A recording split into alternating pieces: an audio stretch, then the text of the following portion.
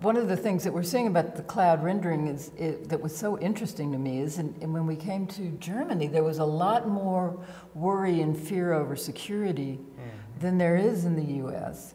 And it was, people here were saying, well, people won't use it, but people are using it because they have to, because and it's just so expensive.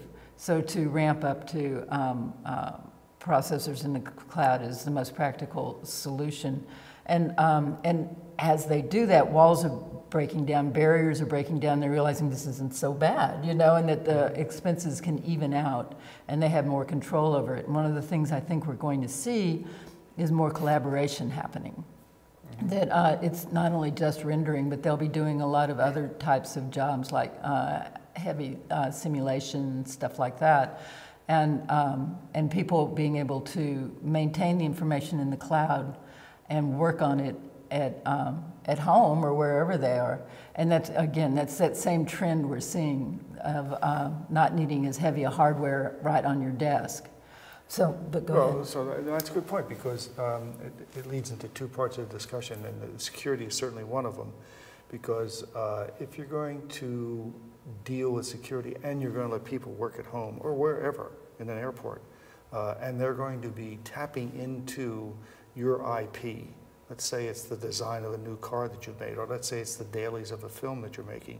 This is extremely valuable and critical stuff, and you don't want it getting in the wrong people's hands. And yet, you're going to make it available to someone in a public place like, say, an airport. So you've got to have pretty tight security. Now, fact of the matter is, we do have such security. I was amused at a conference we went to recently where there was it's an engineering conference, and there were a bunch of guys there from small engineering companies. And they were protesting about the security and so forth, and how they weren't going to trust their valuable IP to somebody in the cloud and something. And the moderator said to these guys, do you really think with your 12-man operation, you have better security than the 12,000 security experts at Amazon? Do you really think that's the case? And it kind of puts it in perspective. And then just to follow up, he said, and by the way, when's the last time you used an ATM? How's that working out for you? Mm-hmm. So the idea is that we deal with network security systems every day. Go buy gasoline for your car. How do you think that works? Right? So this is not really a big deal. Yet, there is going to be a certain group of people, and I'm not going to name any names, but I've heard them identified at this conference, that just adamantly refuse to allow the stuff out of their premises, off of their expensive servers, away from their expensive server support and maintenance and all the stuff that goes with that, because of, I don't know if it's paranoia or it's ignorance or what, but they just refuse, period, they just refuse. And that almost becomes, you know, I lost the word I want to use, I don't want to say religious, but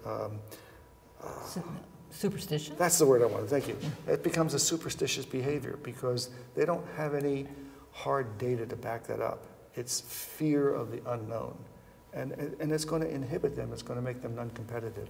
Well, I kind of disagree with that a little bit, though. I would say that there's an advantage to on-premise facilities and being able to control costs and be able to get to them quickly and rapidly and Sure, have a system that you understand. No, it doesn't go away, it's augmented. Mm-hmm. So then you augment it as you need it.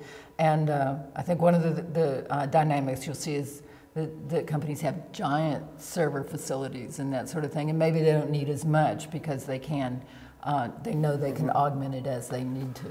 Well, and some companies, again, I don't think I should name names, but some large companies that you would recognize the name of, that do have large server facilities, will job out some of their servers when they're not using them. And so they become available resources that someone else manages. There's another area that I think is interesting, and Kathleen can speak to this a little bit better than I can, but there's the, when she started talking about collaboration, made me think of this. There's a new category of products, software products out now that are taking advantage of a thing called WebGL, which basically makes the browser your operating system, and you can do all of your work in the browser.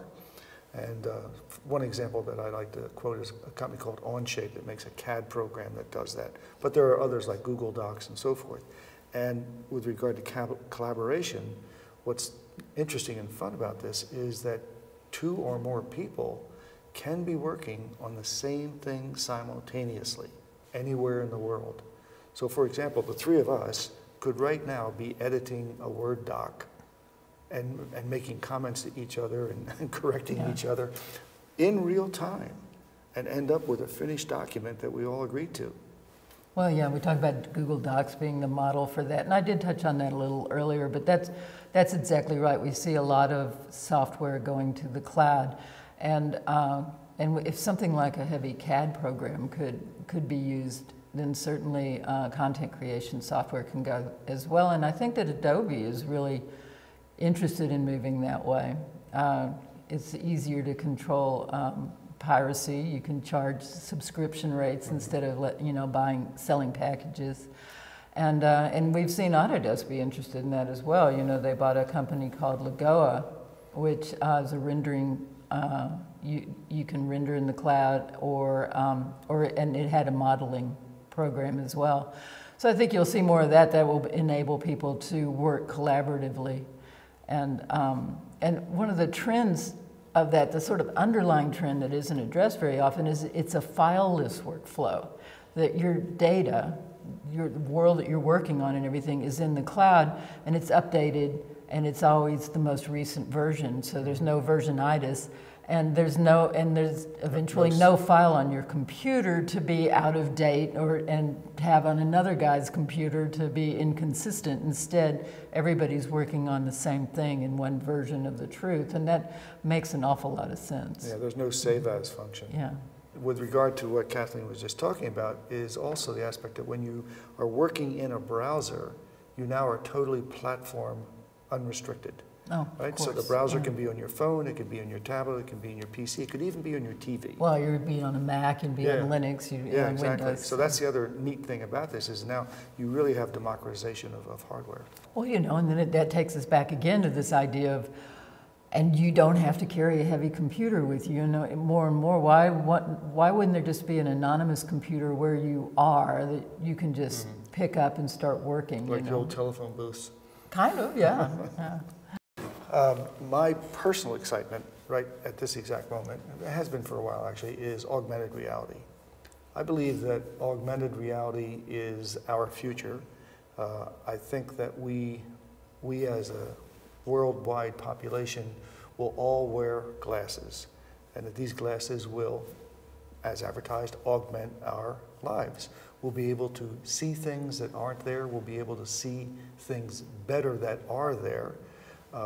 We'll be able to use them for entertainment. We'll be able to use them for information. They will become our personal black boxes in that they'll record what we're doing. And should we be encountered by a robber or a belligerent policeman, or be in an accident, or be in an argument with your wife and say, now you said, I prove it. So we'll have that capability. The technology is almost there. It's there in a variety of ways. You were talking about Intel a little while ago. Intel has gotten involved with a company called DAQRI. DAQRI has built a helmet, and this helmet is an augmented reality device that can be used in factories for maintenance and repair. It could also be used for first responders. And they're not the only one doing that. There's I think I've found 8 or 9 other helmet manufacturers. Augmented reality glasses come to you in a couple of different ways. One is where they just give you information, textual stuff, says there's a Starbucks, there's a gas station.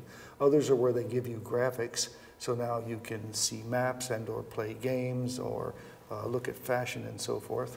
And then between the augmented reality and the virtual reality is this new developing area that's called mixed reality. And there's a couple companies involved in that. Microsoft is one of them. Magic Leap is another one. There's 2 or 3 others who are startups. And these are basically goggles or headsets, but they allow transparency at the same time. So you can have a superimposed computer-generated image while still looking at the real world. And all of that's coming together. Some of them are big and obnoxious looking, and you wouldn't want to go out in public wearing them. That's the thing that killed Google Glass. It was too obnoxious. It called attention to itself, and only a very few people who like to have attention called themselves used it.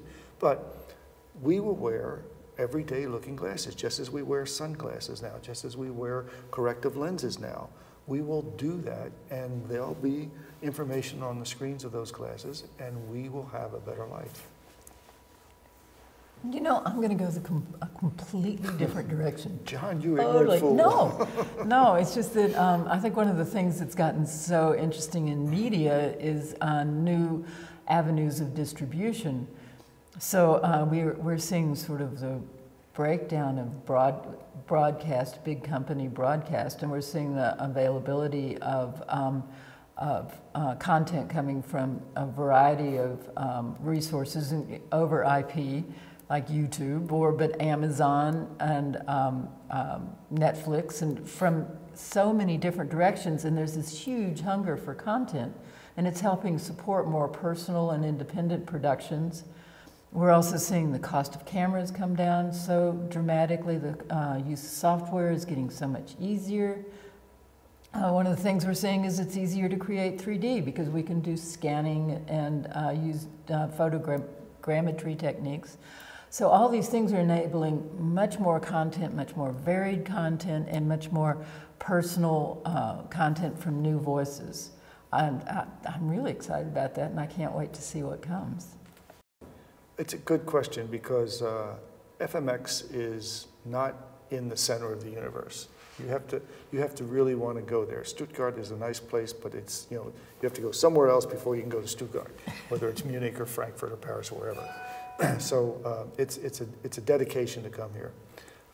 FMX is different than almost any other conference that we go to in that it brings the practicality and the usability and the how-to to the participants. So if you come to FMX, you won't be lectured about some algorithm in computer graphics. You probably could find it if you looked for it. I haven't looked for it, so I haven't found it yet, but I'll bet it's here. But you can learn about how Bill Smith set the aperture up on his long-range camera to get that particular shot of the guy diving off of the rocks into the ocean. You know, how the hell did he actually do that? And he'll tell you how he did it. Of course, he's very proud about how he did it, right? So they share their techniques, they share their experiences, and it has a very, I don't want to say clubby, but very friendly, warm community. That's a better word. It has a very community feel to it that you can find people here who are rock star producers and directors, and they're approachable. You can talk to them because they consider you kin. You know, you're talking about the religion, talking about the thing we all love and play with. No other conference like that. I think I like FMX for two main reasons, and one is most obvious, that it's training new voices, and it's enabling young people to learn these techniques and get to work making stuff. So I love that. But also, it's a great place to identify trends and see how people who are making content, what their ambitions are. They'll tell you, when you go to dinner, and they'll tell you what they're going to do next or what they're excited about. And so it's a good place to pick up new ways of looking at media and thinking about what comes next. Who's doing that? Not me. My phones are turned off.